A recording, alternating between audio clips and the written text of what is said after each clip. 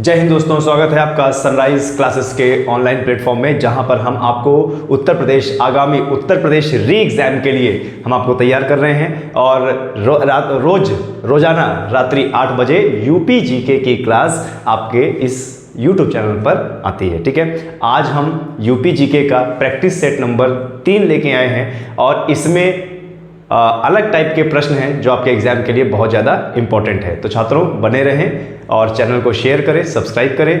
जितने भी क्वेश्चंस होंगे उसके साथ साथ आपको एक्स्ट्रा नॉलेज भी बताई जाएगी। ठीक है, ये ध्यान दीजिएगा। सनराइज क्लासेस चैनल को शेयर ना किया हो तो कर दीजिए और सब्सक्राइब ना किया हो तो कर दीजिए। ठीक है, चलिए बिना समय गवाए शुरू करते हैं आज के हमारे 30 यूपी जीके के एमसीक्यू। 30 यूपी जीके के एमसीक्यू। तो आज का हमारा सबसे पहला प्रश्न क्या है, जरा देख लीजिए। आज का हमारा जो सबसे पहला प्रश्न है, निम्नलिखित में से इत्र नगरी के नाम से प्रसिद्ध है। ठीक है, ये ऑप्शन है आपके कन्नौज, आगरा, प्रयागराज और मथुरा। और ये जो प्रश्न है ना, ये एग्जाम में काफी बार चुका है, रिपीटेडली काफी बार आ चुका है। ठीक है, अगर उत्तर प्रदेश के किसी भी एग्जाम की आप तैयारी कर रहे हैं, उत्तर प्रदेश के किसी भी एग्जाम की अगर आप तैयारी कर रहे हैं तो ये ध्यान दीजिएगा, आपको यूपी जीके तो आना ही है। ठीक है, यूपी जीके तो आना ही आना है। 10 से 12 क्वेश्चन होते हैं यूपी जीके के, और मैं आपको यह वादा दिलाता हूं कि यूपी जीके का आपका एक भी नंबर मैं कटने नहीं दूंगा। ठीक है, तो चलिए, निम्नलिखित में से इत्र नगरी के नाम से प्रसिद्ध शहर कौन सा है? कन्नौज, आगरा और प्रयागराज। ठीक है, तो आपको बता दें, जो भी छात्र कन्नौज लगा रहा है बिल्कुल सही है। ठीक है, हमारा उत्तर प्रदेश का जो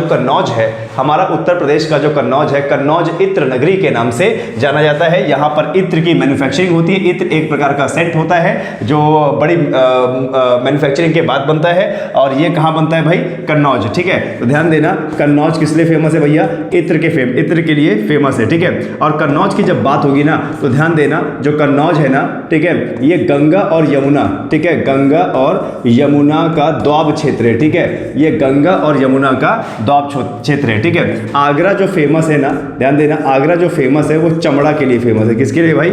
चमड़ा के लिए फेमस है। ठीक है, आगरा जो फेमस है वह किसके लिए फेमस है? चमड़े के लिए फेमस है।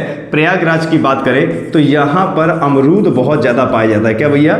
अमरूद बहुत पाया जाता है। मथुरा की बात करें तो मथुरा जो है, ठीक है, लठमार होली, ठीक है, ध्यान देना, लठमार होली के लिए बहुत ज्यादा फेमस है। और लठमार होली हमारी कहां होती है? ये ब्रज क्षेत्र में होती है। कहां पे? ब्रज क्षेत्र में होती है। ठीक है, इसके साथ साथ ध्यान देना, इसके साथ साथ बहुत इंपॉर्टेंट है कि आप एक्स्ट्रा जीके पढ़ो। ठीक है, हमेशा एक्स्ट्रा जीके पढ़ना चाहिए ताकि एग्जाम में आ जाए। ठीक है, जब भी कन्नौज की बात होगी, कन्नौज में ध्यान देना, जब भी कन्नौज की बात होगी तो कन्नौज में हुआ था भैया त्रिपक्षीय युद्ध। ठीक है, त्रिपक्षीय युद्ध हुआ था और 3 राजाओं के बीच में युद्ध हुआ था। ध्यान दीजिएगा, 3 राजाओं के बीच में युद्ध हुआ था। तो 3 राजा कौन कौन थे वो आपको पता होना चाहिए। देखिए, राजस्थान, ठीक है, ध्यान देना, राजस्थान से गुर्जर प्रतिहार। ठीक है, कौन भैया? गुर्जर प्रतिहार, राजस्थान से गुर्जर प्रतिहार। ठीक है, और महाराष्ट्र कर्नाटका से थे कौन? राष्ट्रकूट। ठीक है, जो कन्नौज में त्रिपक्षीय युद्ध हुआ था, ठीक है, ध्यान देना, राजस्थान से थे गुर्जर प्रतिहार, महाराष्ट्र से कौन थे? राष्ट्रकूट, और बिहार, ध्यान देना, बिहार और बंगाल से थे कौन? पाल वंश के शासक। कौन भैया? पाल वंश के शासक। ठीक है, और आगरा चमड़ा के लिए जाना जाता है, और प्रयागराज अमरूद, और प्रयागराज को अमरूद नगरी के नाम से भी जाना जाता है। ध्यान देना, अमरूद नगरी के नाम से जाना जाता है। मथुरा की बात करें तो यहाँ लठमार होली होती है, और यहाँ का बड़ा फेमस क्या है भैया? चरकुला नृत्य। यहाँ का बड़ा फेमस क्या है? चरकुला नृत्य। ठीक है, तो ये आपको एग्जाम में बहुत ज़्यादा इंपॉर्टेंट है। ठीक है छात्रों, तो अगर आपने इसका उत्तर ए लगाया है यानी कन्नौज, तो आपका उत्तर बिल्कुल सही है। ठीक है, चलिए आगे बढ़ते हैं और देखते हैं कि नेक्स्ट प्रश्न हमारा क्या है। अगला प्रश्न है हमारा, राज्य में संस्कृति, देखिए क्या बोल रहे हैं, राज्य में संस्कृति विभाग की स्थापना कब की गई? ठीक है, उत्तर प्रदेश राज्य में, देखिए उत्तर प्रदेश राज्य में हमारे भारत के उत्तर प्रदेश राज्य की संस्कृति हो गया, इतिहास हो गया, इसको संजो के रखने के लिए, इतिहास हो गया, भूगोल हो गया, संवैधानिक क्षेत्र हो गया, इसको संजो के रखने के लिए हमारे उत्तर प्रदेश में सांस्कृतिक विभाग बनाया गया था, इसकी स्थापना हुई है 1957 में। ठीक है, इसकी स्थापना कब हुई है भैया? 1957 में। तो ये डेट याद रखना है बी, 1957 में। ठीक है, ऐसे क्वेश्चंस बड़ी गहराई से आपको क्वेश्चंस पढ़ना है मेरे बच्चों, बड़े गहराई से क्वेश्चन पढ़ना है। क्यों? क्योंकि हमें पास होना है, हमें एग्जाम में पास होना है, और खाली हमारा उत्तर प्रदेश लक्ष्य नहीं है, उत्तर प्रदेश में पद पाकर हमें अधिकारी रैंक तक भी जाना है। तो इसीलिए गहराई से हमें पढ़ना है। ठीक है, और जब भी यूपी की बात होगी, ध्यान देना, जब भी यूपी की बात होगी तो यूपी का ध्यान देना, यूपी का स्थापना दिवस मनाया जाता है कब भैया? यूपी का स्थापना दिवस मनाया जाता है भैया क्या? 24 जनवरी। ठीक है, 24 जनवरी 1950 में, यानी 24 जनवरी 1950 में हमारे यूपी का गठन हुआ था। और ये 24 जनवरी और डेट याद रखना, हमें ये डेट क्यों याद रखना है? क्योंकि 24 जनवरी को ही भैया राष्ट्रगान अपनाया गया था। ठीक है, 24 जनवरी को क्या भैया? 24 जनवरी को क्या भैया? राष्ट्रगान अपनाया गया था। क्या अपनाया गया था? राष्ट्रगान। और इसी दिन राष्ट्रगीत अपनाया गया था। कब? यह राष्ट्रगीत। और क्यों याद रखना इस डेट को? इसी दिन अंतिम बार संविधान पढ़ा गया था। ठीक है, ध्यान देना, अंतिम बार संविधान पढ़ा गया था। और अंतिम बार हस्ताक्षर भी कब हुए? 24 जनवरी 1950। और यही हमारे उत्तर प्रदेश का स्थापना दिवस है। ठीक है, अब देखो एक डेट याद रखो, 1957। इससे 100 साल पहले जाओगे आप, अगर इसी डेट से 100 साल पहले जाओगे तो भारत में हुई थी क्रांति, जिसको बोलते हैं 1857 की क्रांति। 1857 की क्या भैया? क्रांति, जो कि हमारे भारत का, ध्यान देना, जो कि हमारे भारत का पहला स्वतंत्रता संग्राम है। क्या भैया? पहला स्वतंत्रता संग्राम माना जाता है। ठीक है, पहला स्वतंत्रता संग्राम किसको माना जाता है भाई? 1857 की क्रांति में। ठीक है, तो ये उसका उत्तर हो जाएगा। आगे बढ़ते हैं और देखते हैं कि हमारा क्या प्रश्न है। अगला जो हमारा प्रश्न है, भातखंडे संगीत संस्था कहाँ है? ठीक है, भातखंडे संगीत संस्था कहाँ है? तो ये आपके ऑप्शन है वाराणसी, इलाहाबाद, लखनऊ और आगरा। ये जो भातखंडे संगीत संस्था है, ये ध्यान दीजिएगा, ये बहुत पुरानी संस्था है और इसके बारे में एग्जाम में बहुत बार आ चुका है। इसको रट लीजिएगा और जो भी एक्स्ट्रा पॉइंट आपको बताया जा रहा है उसको लिखिए जरूर, क्योंकि देखिए छात्रों, हमारा संकल्प है कि आपको सटीक जीके दिया जाए और सटीक जीके आपको पढ़ाया जाए ताकि आपका एग्जाम निकले। और जब आपका एग्जाम निकलेगा तो मेरा ये अनुभव कहता है कि अगर आपका एक एग्जाम निकलेगा उसके बल पे आप 3-4 एग्जाम भी निकाल सकते हैं। ठीक है, तो देखिए भातखंडे संगीत संस्था कहां पर है? तो आपके ऑप्शन है वाराणसी, इलाहाबाद और लखनऊ और आगरा। तो इसका उत्तर क्या हो जाएगा भैया? लखनऊ। ठीक है, ये कहां पे है? लखनऊ में है। ठीक है, और जब भी हम लखनऊ की बात करते हैं, ध्यान देना, जब भी हम लखनऊ की बात करते हैं तो कई बार पूछा जाने वाला विश्व अनुसंधान, ठीक है, विश्व अनुसंधान केंद्र कहां पे है? विश्व अनुसंधान केंद्र भैया लखनऊ में है। और भैया गन्ना अनुसंधान, ठीक है, ध्यान देना, गन्ना अनुसंधान केंद्र ये भी कहां पे है? लखनऊ में है। और लखनऊ के मलिहाबाद, ठीक है, ध्यान देना, लखनऊ के मलिहाबाद का दशहरी आम, लखनऊ के मलिहाबाद का दशहरी आम ये बहुत ज़्यादा फेमस है। ठीक है, और लखनऊ की जब भी हम बात करेंगे तो यहीं पर है क्या भैया? बड़ा इमाम बाड़ा। ठीक है, बड़ा इमाम बाड़ा, ठीक है, ऐतिहासिक इमारत है, ये यहीं पर है। ठीक है, तो ये लखनऊ के बारे में आपको जानना है। ठीक है, साग भाजी अनुसंधान केंद्र, ठीक है, ध्यान देना, साग भाजी अनुसंधान केंद्र कहाँ पे? बनारस में है। ठीक है, साग भाजी अनुसंधान केंद्र कहाँ पे भैया? बनारस में है। ठीक है, और जब भी बात होगी इलाहाबाद की जब भी बात होगी तो ध्यान देना, इलाहाबाद किस लिए फेमस है भैया? अमरूद के लिए। किसके लिए फेमस है? अमरूद के लिए। और इलाहाबाद में सबसे ज़्यादा विधानसभा सीटें हैं। इलाहाबाद में सबसे ज़्यादा विधानसभा सीटें कितनी हैं भैया? 12 सीटें हैं। ठीक है, आए समझ में। आगरा की जब भी बात होगी आगरा की तो भैया आगरा में क्या है? आगरा में भैया एयरफोर्स, ध्यान देना, एयरफोर्स पैराशूट ट्रेनिंग सेंटर। ठीक है, पैराशूट ट्रेनिंग सेंटर। ठीक है, आगरा में क्या भैया? Parachute training centre. हमारे एयरफोर्स का पैराशूट ट्रेनिंग सेंटर कहाँ पे है? आगरा में है। ठीक है, तो ये ध्यान देना है, एक एक ऑप्शन को बड़े विस्तार तरीके से आपको बताएंगे। क्लास हमारी लंबी जा सकती है लेकिन जीके जीएस आपको बहुत परफेक्ट मिलेगा। ठीक है, ये ध्यान दीजिएगा। चलिए आगे बढ़ते हैं, आगे देखते हैं कि हमारा कौन सा प्रश्न है। सारनाथ, ठीक है, ध्यान दीजिए, अगला प्रश्न क्या है? सारनाथ का सिंह स्तंभ, सारनाथ का सिंह स्तंभ किस काल के कला का गौरव सर्वोत्कृष्ट नमूना है, ठीक है। सारनाथ में जो सिंह स्तंभ है, ध्यान देना, सारनाथ में जो सिंह स्तंभ बना है वह किस काल का सर्वोत्कृष्ट नमूना है? मौर्य है या मौर्य उत्तर काल है या गुप्त काल है या कुषाण काल है? चलिए बच्चों जल्दी से अपना उत्तर लगाइए, क्योंकि ये जो है संस्कृत क्षेत्र से ये प्रश्न है। जल्दी से अपना उत्तर लगाइए और इसके बारे में फिर आपको बड़े विस्तार से बताते हैं, ठीक है। मौर्य काल है या मौर्य उत्तर काल है, गुप्त काल है, कुषाण काल है, ठीक है। ये प्रश्न बहुत इंपॉर्टेंट है। जल्दी से अपना उत्तर लगाइए और उत्तर लगाने के बाद देखिए हम आपको इसको कितना विस्तार से बताते हैं और एक से एक पॉइंट जो आपके लिए बहुत ज्यादा इंपॉर्टेंट है हम इसको बताएंगे, ठीक है। चलिए छात्रों, आशा करता हूं कि आपने इसका उत्तर लगा लिया होगा। भैया सारनाथ, क्वेश्चन क्या है? सारनाथ का सिंह स्तंभ किस काल का सर्वोत्कृष्ट नमूना है? तो मौर्य, मौर्योत्तर और आपको बता दें गुप्त, कुषाण। तो जो छात्र इसका ए उत्तर लगा रहे हैं बिल्कुल सही है। जो छात्र इसका ए उत्तर लगा रहे हैं बिल्कुल सही है। ये सारनाथ जो कहां पे? भैया बनारस में, ठीक है। ध्यान देना, सारनाथ जो बनारस में है, बनारस में यहां पर सिंह स्तंभ है। वो सिंह स्तंभ किसके द्वारा बनवाया गया है? मौर्यों द्वारा, ठीक है। मौर्य काल द्वारा बनवाया गया है। और मौर्यों में भी बात करें तो कौन भैया? सम्राट अशोक, ठीक है। सम्राट अशोक द्वारा बनवाया गया है, ठीक है, ध्यान दीजिएगा। और यह स्तंभ, इसे ये जो सिंह स्तंभ है, ठीक है, सिंह स्तंभ ये कुछ इस प्रकार का, यहां पे आप देख रहे हैं, ये सिंह स्तंभ देख रहे हैं, ये हमारे भारत का चिन्ह है, ये हमारे भारत का प्रतीक है। और हमारे कई सेना हो गया, पुलिस हो गया, जो वर्दी वाली पोस्ट होती है उसमें कई आपने देखा होगा कि ये रैंक भी प्रदर्शित करता है, ठीक है। तो ध्यान देना, ये जो अशोक स्तंभ है, ठीक है, इसको अशोक स्तंभ भी बोलते हैं। ये हमारे भारत का प्रतीक है भैया, ये हमारे भारत का क्या है? प्रतीक है। किसने बनवाया है? सम्राट अशोक ने। क्लियर है? सम्राट अशोक ने। और जब भी बात होती है सारनाथ की, ध्यान देना, जब भी बात होती है सारनाथ की तो ध्यान देना, सारनाथ में गौतम बुद्ध ने, ठीक है, ध्यान देना, गौतम बुद्ध ने अपने 5 शिष्यों को पहला उपदेश दिया था। कितने भैया? 5 शिष्यों को कौन सा उपदेश? पहला उपदेश, ठीक है, ध्यान देना, पहला उपदेश दिया था। सारनाथ वो जगह है जहां पर एक स्तूप भी बना है और बौद्ध धर्म को समर्पित है। और गौतम बुद्ध ने सारनाथ में ही अपने 5 शिष्यों को पहला उपदेश दिया था। क्या भैया?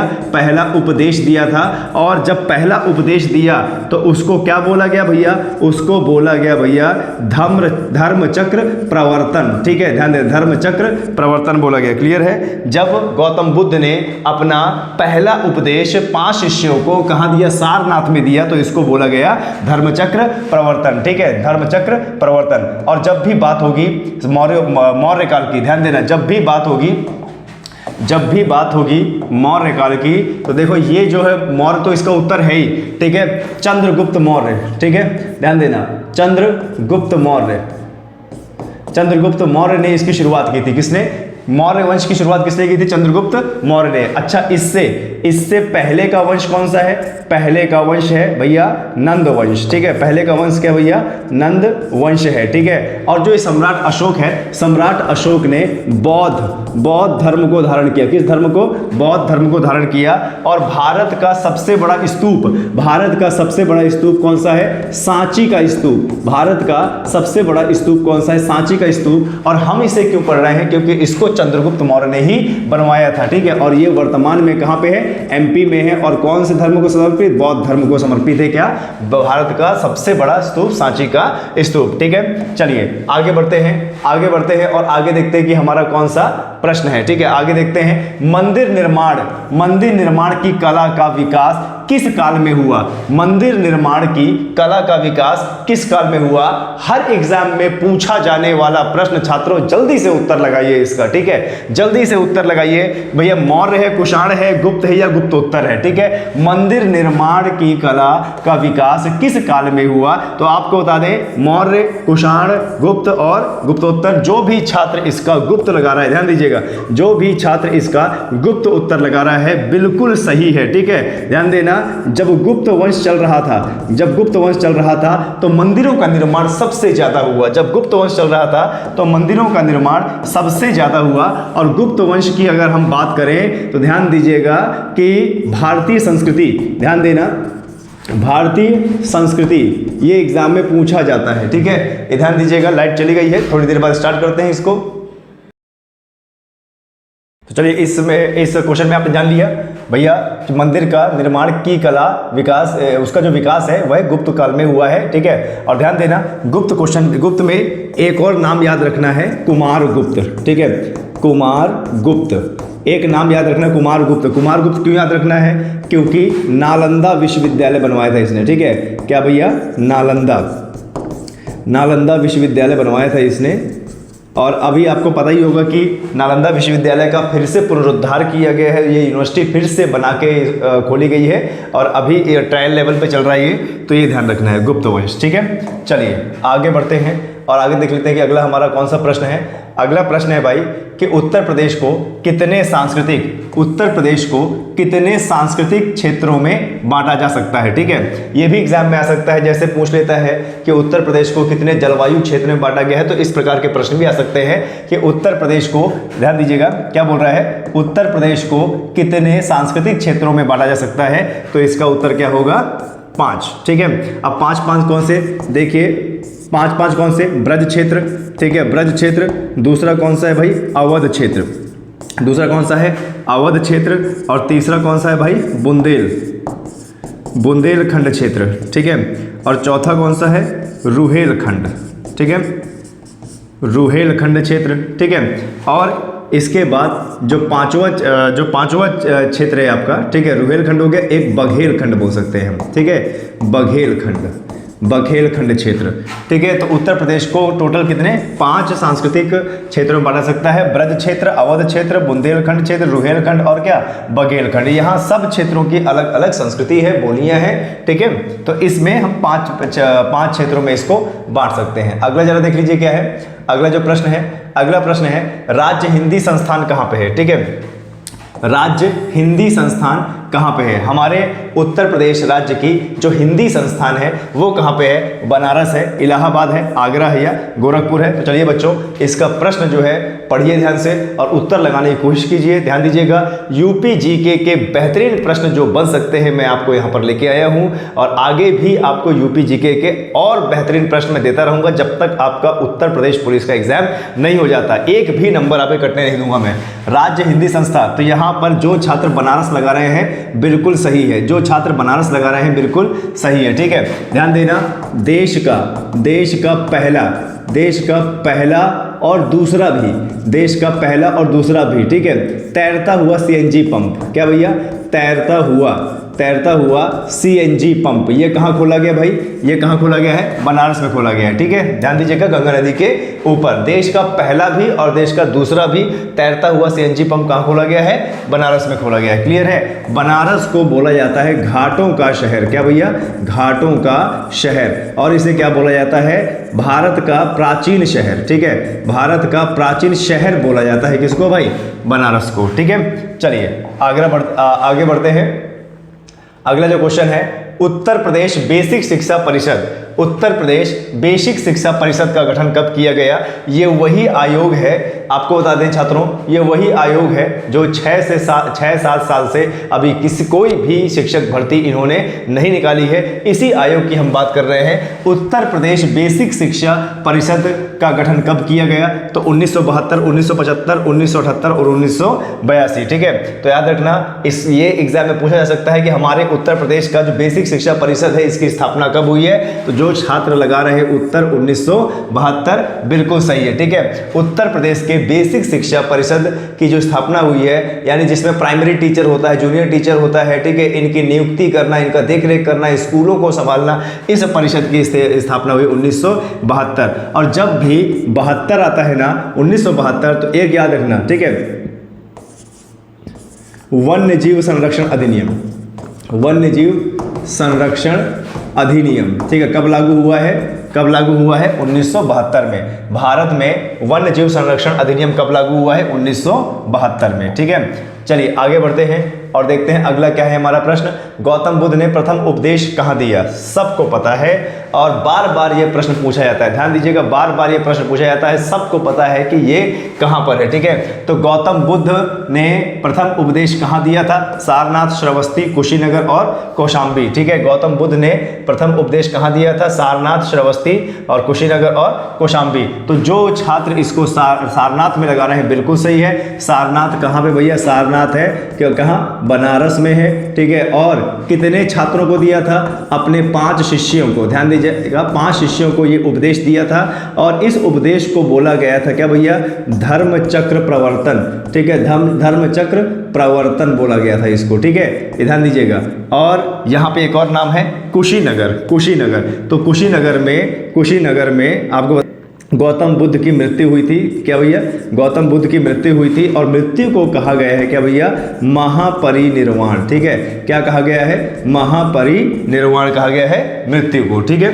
कौशाम्बी, जब भी बात आएगी कौशाम्बी की तो कौशाम्बी का कोल्डिहुआ, ठीक है, कोल्डिहुआ, ध्यान देना, कौशाम्बी का कोल्डिहुआ, यहाँ पे प्राचीनतम साक्ष्य मिले हैं, ठीक है, यहाँ पे प्राचीनतम साक्ष्य मिले हैं, लेकिन किसके? चावल के, ठीक है। उत्तर प्रदेश के कौशाम्बी डिस्ट्रिक्ट के कोल्डिहुआ क्षेत्र में धान की खेती यानी चावल के प्राचीनतम साक्ष्य मिले हैं। तो ये उत्तर आपको लगाना है, ठीक है। आगे बढ़ते हैं, जरा देखते हैं अगला क्वेश्चन है निजामुद्दीन औलिया का जन्म। निजामुद्दीन औलिया का जन्म कहाँ हुआ था? कन्नौज, फर्रुखाबाद, जालौन या बदायूं, ठीक है। तो जरा बताइए निजामुद्दीन औलिया का जन्म कहाँ हुआ था? कन्नौज, फर्रुखाबाद, जालौन या बदायूं। तो जो भी छात्र बदायूं में लगा रहा है बिल्कुल सही है, जो भी छात्र उत्तर बदायूं में लगा रहा है बिल्कुल सही है। और अगर पूछ ले कि निजामुद्दीन औलिया ये कौन थे, तो भैया ये सूफी, ये जो है चिश्ती सूफी संत थे, ठीक है, चिश्ती सूफी संत थे, ठीक है। आए समझ में, ये कौन थे? चिश्ती सूफी संत थे, ठीक है। चलिए आगे बढ़ते हैं और देखते हैं अगला प्रश्न क्या है। उत्तर प्रदेश, ठीक है, उत्तर प्रदेश राज्य में मानसून की पहली बारिश कब होती है? उत्तर प्रदेश में राज्य में मानसून की पहली बारिश कब होती है? तो है मई के अंतिम सप्ताह में, जून के प्रथम सप्ताह में, जून के दूसरे सप्ताह में, जून के अंतिम सप्ताह में। तो अभी चल रहा है क्या? जून, और उत्तर प्रदेश में बारिश होना शुरू हो गई है। तो मुझे लगता है कि आप सब छात्रों को ये उत्तर आ गया होगा कि उत्तर प्रदेश में बारिश, मानसून की बारिश कब आती है? तो इसका उत्तर क्या होगा? जून के अंतिम सप्ताह में, ठीक है, जून के अंतिम सप्ताह में, ठीक है। तो उत्तर प्रदेश में मानसूनी बारिश कब होती है? जून के अंतिम सप्ताह में। लेकिन अगर आपसे ये पूछ ले कि यूपी में मानसून कहां से आता है, यूपी में मानसून कहां से आता है, तो आपको बता दें यूपी में मानसून आता है बंगाल की खाड़ी से, ठीक है, ये ध्यान देना, बंगाल की खाड़ी से। उत्तर प्रदेश में मानसून कहां से आता है? बंगाल की खाड़ी से, ठीक है। लेकिन अगर पूछ ले भारत में मानसून कहां से आता है, ध्यान देना, अगर पूछ ले कि भारत में मानसून कहां से आता है, ये तो यूपी की बात हुई, लेकिन अगर पूछ ले भारत में, तो भारत में आप बताएंगे कहां से भैया? अरब सागर से। कहां से भैया? अरब सागर से। और राज्य जहां पर हमारे भारत के राज्य में जहां सबसे पहली दस्तक मानसून देता है वो कौन सा राज्य भैया? केरल। केरल में सबसे पहले मानसून आता है, ठीक है। तो ये आपको ध्यान रखना पड़ेगा। आगे बढ़ते हैं, अगला प्रश्न देख लेते हैं कि अगला प्रश्न किस तरह से इंपॉर्टेंट है। भारतीय चमड़ा रंगाई एवं जूता संस्थान, भारतीय चमड़ा रंगाई एवं जूता संस्थान उत्तर प्रदेश के किस शहर में स्थित है? भारतीय चमड़ा रंगाई एवं जूता संस्थान उत्तर प्रदेश के किस शहर में स्थित है? लखनऊ में, कानपुर में, आगरा में या बरेली में? लखनऊ में, कानपुर में, आगरा में या बरेली में? तो उत्तर जो छात्र लगा रहे हैं कानपुर, बिल्कुल सही है, ठीक है, सटीक से उत्तर लगाना है बच्चों, ठीक है। तो उत्तर क्या भैया? कानपुर में, ठीक है, कानपुर में ही चमड़ा रंगाई एवं जूता संस्थान है। और आपको बता दें चमड़े के व्यापार के लिए जाना जाता है क्या? कानपुर। कानपुर को उत्तर भारत का, ध्यान देना, कानपुर को उत्तर भारत का मैनचेस्टर कहा जाता है। क्या कहा जाता है भैया? मैनचेस्टर, ठीक है, कहा गया था मैनचेस्टर, उत्तर भारत का मैनचेस्टर कहा जाता है। कानपुर जो है गंगा नदी के किनारे है, ठीक है, किसके? गंगा नदी के किनारे है, क्लियर है। जब भी बात होगी बरेली की, तो बरेली किस उद्योग के लिए जाना जाता है? दिया सलाई, ठीक है, दिया सलाई। बरेली किस उद्योग के लिए जाना जाता है? दिया सलाई के लिए, ठीक है। चलिए आगे बढ़ते हैं, अगला क्वेश्चन देखते हैं कि अगला क्वेश्चन हमारा जो है क्या है। अगला क्वेश्चन है उत्तर प्रदेश राज्य में ग्लास सैंड कहां पर? उत्तर प्रदेश राज्य में ग्लास सैंड कहां पर पाया जाता है? ठीक है, बहुत अच्छा क्वेश्चन है। उत्तर प्रदेश राज्य में ग्लास सैंड कहां पर पाया जाता है? इलाहाबाद जनपद के करछाना तहसील में, या बांदा जनपद के करवी तहसील में, या मऊ जनपद में, या उपर्युक्त में? सही। ठीक है, तो देखिए ये क्वेश्चन आपके आ सकता है इलाहाबाद जनपद के करछना तहसील में, या बांदा जनपद के करवी तहसील में, या मऊ जनपद में उपर्युक्त। तो इसका उत्तर होगा उपर्युक्त सभी। ठीक है, उपर्युक्त सभी, हर जगह ये जो जितनी भी चीजें दिखा रखी हैं ये उत्तर प्रदेश राज्य में ग्लास सैंड पाया जाता है। इन तीनों जगह पे ग्लास सैंड पाया जाता है। ठीक है, तो ये उत्तर हो जाएगा क्या? डी। और जब भी बात होती है बांदा की, तो बांदा का सजर पत्थर, ध्यान देना, बांदा का सजर पत्थर क्या मिला है भैया? जीआई टैग मिला है। और बांदा की केन नदी में क्या पाए जाते हैं भैया? हीरे पाए जाते हैं। क्या पाए जाते हैं? हीरे पाए जाते हैं। और यहाँ पर जो बांदा जनपद की करवी तहसील बोला है ना, ये करवी तहसील अब किस डिस्ट्रिक्ट में आ गई है? चित्रकूट डिस्ट्रिक्ट में। ये जो करवी तहसील है ये चित्रकूट डिस्ट्रिक्ट में आ गई है। और चित्रकूट का जो ओडीओपी है, ध्यान देना, चित्रकूट का जो ओडीओपी है क्या है? लकड़ी के खिलौने। क्या भैया? लकड़ी के खिलौने। क्या है भैया? लकड़ी के खिलौने। और चित्रकूट में ही है क्या? Ranipur tiger reserve. ठीक है, रानीपुर टाइगर रिजर्व कहां पे भैया? चित्रकूट में है। ठीक है, तो चलिए आगे बढ़ते हैं और देखते हैं दूसरे प्रश्न। चलिए आगे बढ़ते हैं छात्रों और देखते हैं कि अगला हमारा क्या क्वेश्चन है। 14वां क्वेश्चन क्या बोल रहा है? निम्न में से उत्तर प्रदेश राज्य का कौन सा वन्य जीव विहार ललितपुर में स्थित है? निम्न में से उत्तर प्रदेश राज्य का कौन सा वन्य जीव विहार ललितपुर में अवस्थित है? ठीक है, ललितपुर में। कहां बोल रहा है भाई? ललितपुर में। तो क्या चंद्रप्रभा वन्य जीव विहार है, या रानीपुर वन्य जीव विहार है, या हस्तिनापुर वन्य जीव विहार है, या महावीर स्वामी वन्य जीव विहार है? चलिए छात्रों फटाक से आंसर लगाइए, सब कुछ आपको आता है। ठीक है, आपके अंदर का जो अधिकारी है ना वो आपके पास बैठा हुआ है, अंदर है, उसको बाहर निकालिए। ठीक है, तो चलिए इसका जो उत्तर लगा रहे हैं छात्र महावीर स्वामी, ये बिल्कुल सही है। महावीर स्वामी वन्य जीव विहार कहां पे भैया? ललितपुर जिले में है। ठीक है, बाकी का देख लेते हैं। चंद्रप्रभा वन्य जीव विहार ये कहां पे भैया? तो ये है भैया चंदौली में। कहां पे भैया? चंदौली में है। ठीक है, और रानीपुर वन्य जीव विहार अभी मैंने बताया कि भैया ये कहां पे है? चित्रकूट में है। ठीक है, चित्रकूट में टाइगर रिजर्व है। और हस्तिनापुर वन्य जीव विहार ये कहां पे भैया? तो ये है भैया मेरठ में। कहां पे है? मेरठ में है। ठीक है, चलिए आगे बढ़ते हैं और आगे देखते हैं हमारा कौन सा प्रश्न बहुत ज्यादा इंपॉर्टेंट है हमारे लिए। 15वां क्वेश्चन, निम्नलिखित में से कौन सी नहरें उत्तर प्रदेश तथा बिहार सरकार द्वारा संयुक्त रूप से निकाली गई है? ठीक है, बहुत बड़ा प्रश्न है और बहुत अच्छा प्रश्न है। निम्नलिखित में से कौन सी नहरें उत्तर प्रदेश तथा बिहार सरकार द्वारा संयुक्त रूप से निकाली गई है? सरयू या घाघरा नहर, गंडक नहर, और नवगढ़ बांध की नहरें, या अहरोरा बांध की नहरें? ठीक है, जल्दी छात्रों फटाक से आंसर लगाइए, आपको सब आता है। ठीक है, तो जो भी छात्र इसका उत्तर लगा रहा है गंडक नहर, वो बिल्कुल सही है। जो गंडक नहर है, ठीक है, इसमें यूपी और बिहार का योगदान है। ध्यान देना, यूपी और बिहार का योगदान है, और ये दोनों को पानी देती है कौन सी? गंडक नहर। और यहाँ पर ऊपर है सरयू नदी की बात करें तो यह अयोध्या, ठीक है, ध्यान देना, अयोध्या के किनारे बसा शहर है। सरयू नदी किनारे कौन शहर है? अयोध्या। और कौन शहर भैया? गोंडा शहर है। ठीक है, ध्यान देना। चलिए आगे बढ़ते हैं, अगला क्वेश्चन देखते हैं। अगला क्वेश्चन क्या है भाई? उत्तर प्रदेश के किस स्थान पर पार्वती अर्गा पक्षी विहार है?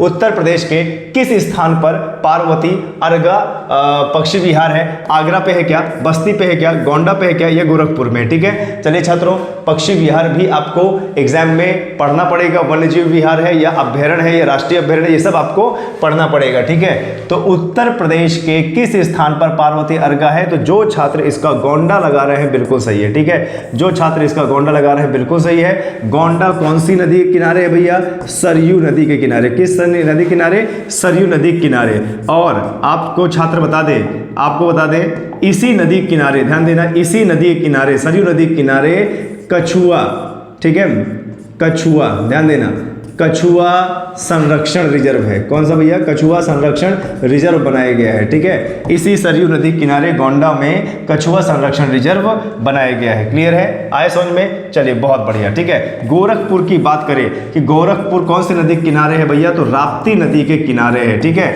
और गोरखपुर में किस प्रकार के वन पाए जाते हैं? तो सदाबहार, ठीक है, ध्यान देना, सदाबहार वन पाए जाते हैं। कहाँ पे भैया? गोरखपुर में। गोरखपुर में हमारे उत्तर प्रदेश के गोरखपुर जिले में सबसे ज़्यादा वर्षा होती है, ठीक है, सबसे ज़्यादा वर्षा होती है, कितनी? लगभग 184.4 सेंटीमीटर, ठीक है।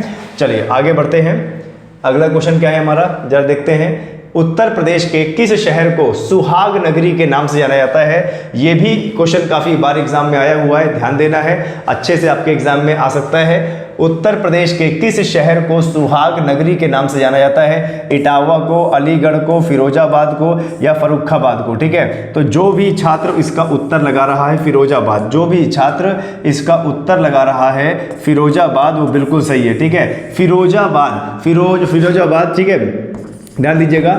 कांच के उत्पाद के लिए जाना जाता है फिरोजाबाद, कांच के उत्पाद के लिए जाना जाता है फिरोजाबाद। और यहाँ पर चूड़ियों का उत्पाद भी होता है, ध्यान दीजिए, चूड़ियों का उत्पाद भी कहाँ होता है? यहीं पे होता है। और यही जाना जाता है किसके लिए? उत्तर प्रदेश का कौन सा? सुहाग नगरी के लिए फिरोजाबाद जाना जाता है, ठीक है।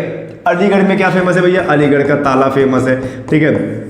और इटावा की बात करेंगे तो इटावा में जो चंबल नदी है वह किससे मिलती है? यमुना से। इटावा में जो चंबल नदी है वो किससे मिलती है? यमुना से, ठीक है। तो ये चीज़ आपको याद रखना है, ठीक है। आगे बढ़ते हैं, 18वां देख लेते हैं कि 18वां क्या है भाई? क्या है? नग कटिया मेला कहाँ लगाया जाता है, ठीक है। नग कटिया मेला कहाँ लगाया जाता है? बनारस में, अयोध्या में, सीतापुर में या इलाहाबाद में, ठीक है। तो चलिए छात्रों अपना उत्तर लगाएं और बताने की कोशिश करें कि इसका उत्तर क्या होगा। नग कटिया मेला कहाँ लगाया जाता है? बनारस में लगाया जाता है, अयोध्या में लगाया जाता है, सीतापुर में या इलाहाबाद में। तो जो भी छात्र इसका बनारस लगा रहे हैं बिल्कुल सही है, ठीक है, बनारस लगा रहे हैं बिल्कुल सही है, ठीक है। अब ध्यान देना और थोड़ा सा पढ़ लीजिए। नौचंदी मेला कहाँ लगाया जाता है भाई? तो नौचंदी मेला लगाया जाता है कहाँ भैया? मेरठ में। नौचंदी मेला कहाँ लगाया जाता है? मेरठ में लगाया जाता है, ठीक है। और आपको बता दें रामायण मेला, अगर बात करें रामायण मेला की तो रामायण मेला कहाँ लगाया जाता है भैया? चित्रकूट में लगाया जाता है। कहाँ पे लगाया जाता है? चित्रकूट में लगाया जाता है। बहुत पूछा जाता है एग्जाम में ये, ठीक है। चलिए आगे बढ़ते हैं, अगला क्वेश्चन देखते हैं। सैयद सालार मेला कहाँ लगाया जाता है? जरा देखिए, सैयद सालार मेला कहाँ लगाया जाता है? ये भी काफी बार एग्जाम में पूछा गया। फटाक से आंसर दीजिए, जल्दी से आंसर दीजिए, सोचिए कि आपने कितना पढ़ा है और आज आपके कितने नंबर आने वाले हैं। तो सैयद सालार का मेला बहराइच और मनकापुर में या बाराबंकी में या खलीलाबाद में, ठीक है। तो आपको बता दें सैयद सालार मेला ये लगाया जाता है कहाँ भैया? बहराइच में, ठीक है, ये लगाया जाता है बहराइच में। तो जो भी छात्र बहराइच इसका उत्तर लगा रहा है बिल्कुल सही है, ठीक है। अब यहाँ पर एक ऑप्शन दिख रहा है बाराबंकी, तो बाराबंकी में किसकी खेती होती है भैया? अफीम की खेती, ठीक है, ध्यान देना। बाराबंकी में किसकी खेती होती है? अफीम की खेती होती है, ठीक है। चलिए आगे बढ़ते हैं, 20वां प्रश्न देख लेते हैं कि जो 20वां प्रश्न है वो क्या है हमारा 20वां प्रश्न। निम्नलिखित में से कौन सा नृत्य सुमेलित है? इसमें से कौन सा नृत्य सुमेलित है, मतलब कौन सा नृत्य कहाँ किया जाता है, किस क्षेत्र में किया जाता है, कौन सा सुमेलित है? तो जरा देखिए, कर्मा महोबा में होता है क्या? ना भैया, कर्मा महोबा में नहीं होता। कर्मा होता है कहाँ पे? सोनभद्र और मिर्जापुर में, सोनभद्र और मिर्जापुर में होता है। नटवरी पूर्वांचल में होता है क्या? नहीं भाई, ये नहीं होता, ठीक है। धीवर कहारों द्वारा किया जाता है, ये बिल्कुल सही है। जो धीवर नृत्य है वह किसके द्वारा किया जाता है? कहारों द्वारा किया जाता है। तो ये उत्तर आपका बिल्कुल सही है। आगे बढ़ते हैं और देखते हैं अगला क्वेश्चन कौन सा है। 21वां प्रश्न देखते हैं कौन सा है। प्रतिवर्ष प्रसिद्ध सूफी संत हाजी वारिस अली शाह की मजार पर मेला का लगता है कहाँ पर? ठीक है, प्रतिवर्ष प्रसिद्ध सूफी संत हाजी वारिस अली शाह का मजार पर मेला लगता है कहाँ पर? गढ़मुक्तेश्वर में और फतेहपुर सीकरी में और कलियार में या देवा शरीफ में। तो जो भी छात्र इसका देवा शरीफ लगा रहा है बिल्कुल सही है। जो भी छात्र इसका देवा शरीफ उत्तर लगा रहा है बिल्कुल सही है। देवा शरीफ में सूफी संत हाजी वारिस अली का मेला लगता है। ठीक है, चलिए आगे बढ़ते हैं और देखते हैं कि हमारा अगला प्रश्न क्या है। अगला प्रश्न क्या है? लोक नृत्य रहुला, लोक नृत्य रहुला कहाँ से संबंधित है और उत्तर प्रदेश के किस क्षेत्र में किया जाता है? ठीक है, लोक नृत्य रहुला उत्तर प्रदेश के किस क्षेत्र में किया जाता है? ऑप्शन आपके सामने है, बुंदेलखंड क्षेत्र, पूर्वी क्षेत्र, पश्चिमी क्षेत्र या मध्य क्षेत्र। ठीक है, लोक नृत्य रहुला का संबंध उत्तर प्रदेश के किस क्षेत्र से है? तो जो भी छात्र इसका बुंदेलखंड लगा रहा है बिल्कुल सही है। ठीक है, जो भी छात्र इसका बुंदेलखंड क्षेत्र लगा रहा है बिल्कुल सही है। बुंदेलखंड में यह नृत्य ज्यादा किया जाता है। पूर्वी की बात करें तो जोगिनी नृत्य, ठीक है, जोगिनी नृत्य है ठीक है। पश्चिमी क्षेत्र की बात करें, पश्चिमी क्षेत्र यानी ब्रज क्षेत्र की बात करें तो यहाँ पे क्या भैया, चरकुला नृत्य। कौन सा नृत्य भैया, चरकुला नृत्य यहाँ का फेमस है, ठीक है। चलिए आगे बढ़ते हैं, 23वां प्रश्न देखते हैं कि 23वां प्रश्न क्या है हमारा, आप लोग भी पढ़ते जाइए। प्रमुख लोक नृत्य, प्रमुख लोक नृत्य चरकुला, अभी मैंने आपको बताया प्रमुख लोक नृत्य चरकुला कहाँ का फेमस है, तो जो चरकुला है क्या बुंदेलखंड, अवध, ब्रजभूमि या उपरयुक्त में से कोई नहीं, ठीक है। तो आपको बता दें ये जो चरकुला है ये ब्रज क्षेत्र का है, ठीक है, ब्रज क्षेत्र का। ब्रज क्षेत्र का मतलब क्या लगाओगे, मथुरा लगाओगे, ठीक है। देखिए जैसे आपको बता दें झूला नृत्य हो गया, ठीक है, और क्या हो गया, चरकुला नृत्य हो गया, और क्या हो गया, रास नृत्य हो गया, और क्या हो गया, लठ मार होली, ठीक है, ध्यान देना, लठ मार होली, ठीक है, लठ मार होली, ये सब कहाँ का फेमस है, ये ब्रज का फेमस है, ठीक है। आए समझ में। चलिए आगे बढ़ते हैं, 24वां प्रश्न देखते हैं। 24वां प्रश्न क्या है भाई, 24वां प्रश्न, निम्नलिखित में से कौन सा उत्तर प्रदेश का लोकगीत नहीं है। इनमें से जो भी ऑप्शन है कौन सा उत्तर प्रदेश का लोकगीत नहीं है, ठीक है। निम्नलिखित में से कौन सा उत्तर प्रदेश का लोकगीत नहीं है, तो जरा देखते हैं, ढोला मारू, बिरहा, रसिया और कजरी। तो आपको बता दें ये जो ढोला मारू है ये हमारे यूपी का नहीं है, ये हमारे यूपी का नहीं है, ये कहाँ का है भाई, ये राजस्थान का है, ठीक है, ध्यान देना। बाकी तीनों हमारे क्या है, यूपी के हैं, ठीक है, ध्यान देना। ढोला मारू कहाँ का है, राजस्थान का है, ठीक। चलिए बहुत बढ़िया, आगे बढ़ते हैं और देखते हैं कि अगला हमारा प्रश्न क्या है। आगे देखते हैं अगला हमारा प्रश्न क्या है, देखिए जरा क्या बोल रहा है। 2011 की जनगणना के अनुसार उत्तर प्रदेश का जनसंख्या का घनत्व कितना था। 2011 की जनगणना के अनुसार उत्तर प्रदेश का घनत्व कितना था। Option A, B, C, D है आपके पास। तो जो भी छात्र 829 में लगा रहे हैं बिल्कुल सही है, जो भी छात्र 829 में लगा रहे हैं बिल्कुल सही है, ठीक है। 829 प्रति वर्ग किलोमीटर हमारे उत्तर प्रदेश का क्या था, घनत्व था, ठीक है। हिंडाल्को, हिंडाल्को, ठीक है, इस कंपनी का फुल फॉर्म है Hindustan aluminium corporation limited. Hindalco, Hindalco Hindustan aluminium corporation limited, ये कहाँ पे है, ये मोदी नगर में है कि रॉबर्ट्सगंज में है कि रेणुकूट में है कि ये गोंडा में है, ठीक है। तो जो भी छात्र इसका रेणुकूट लगा रहा है बिल्कुल सही है, जो भी छात्र इसका रेणुकूट लगा रहा है कहाँ पे, और रेणुकूट का मतलब क्या होता है भैया, सोनभद्र में है, ये कहाँ पे भैया, सोनभद्र में है, ठीक है। चलिए आगे बढ़ते हैं, 27वां प्रश्न देख लेते हैं। 27वां प्रश्न क्या कह रहा है, उत्तर प्रदेश में बौद्ध एवं जैनियों दोनों का प्रसिद्ध तीर्थ स्थल कहाँ पे, ठीक है। यह प्रश्न स्टार लगा लीजिएगा, बहुत बार पूछा गया है। उत्तर प्रदेश में बौद्ध और जैनियों, बौद्ध और जैनियों का दोनों का कहाँ पर तीर्थ स्थल है, कौशाम्बी में है क्या, सारनाथ में है क्या, देवी पाटन में है क्या, या कुशीनगर में है। तो जो छात्र इसका कौशाम्बी लगा रहा है बिल्कुल सही है। कौशाम्बी एक ऐसी जगह है जहां पर बौद्ध और जैनियों दोनों के तीर्थ स्थल पाए जाते हैं, ठीक है। चलिए आगे बढ़ते हैं, आगे का जो प्रश्न है क्या बोल रहा है आगे का प्रश्न, उर्दू को जिस वर्ष उत्तर प्रदेश की दूसरी आधिकारिक भाषा के रूप में सरकारी मान्यता प्रदान की गई वह क्या है। तो 1987, 89, 99 या 91, ठीक है। तो आपको बता दें 1989 में भैया उर्दू को मान्यता मिली है, और यूपी की दो राजभाषाएं हैं, एक उर्दू है और एक क्या है, हिंदी है। तो उर्दू राजभाषा कब बनी, 1989, ठीक है। चलिए आगे बढ़ते हैं, अगला प्रश्न देख लेते हैं कि अगला प्रश्न क्या है। एयरफोर्स पैराट्रूपर ट्रेनिंग सेंटर कहाँ पे है, एयरफोर्स पैराट्रूपर ट्रेनिंग सेंटर कहाँ पे है, मैंने आपको बताया था क्या सहारनपुर में है, बनारस में है, आगरा में है या कानपुर में है, ठीक है। तो जो भी छात्र इसका आगरा लगा रहा है बिल्कुल सही है, आगरा में है ये एयरफोर्स ट्रेनिंग सेंटर, ठीक है, पैराट्रूपर्स का। आज के क्लास का लास्ट प्रश्न क्या बोल रहा है, बेतवा नदी पर निर्मित राजघाट बांध परियोजना उत्तर प्रदेश के अतिरिक्त कौन सा राज्य इसमें शामिल है, ठीक है। ध्यान देना, पहली बात तो जो बेतवा नदी है वो कहां से आती है, बेतवा नदी आती है एमपी से, ठीक है। तो जाहिर सी बात है इसमें किसका हाथ होगा, मध्य प्रदेश का हाथ होगा, तो ये आपका उत्तर हो जाएगा, ठीक है। कल फिर हम 30 प्रश्न की प्रैक्टिस सेट लेके आएंगे, तब तक के लिए बने रहिए हमारे साथ। जय हिंद, जय भारत।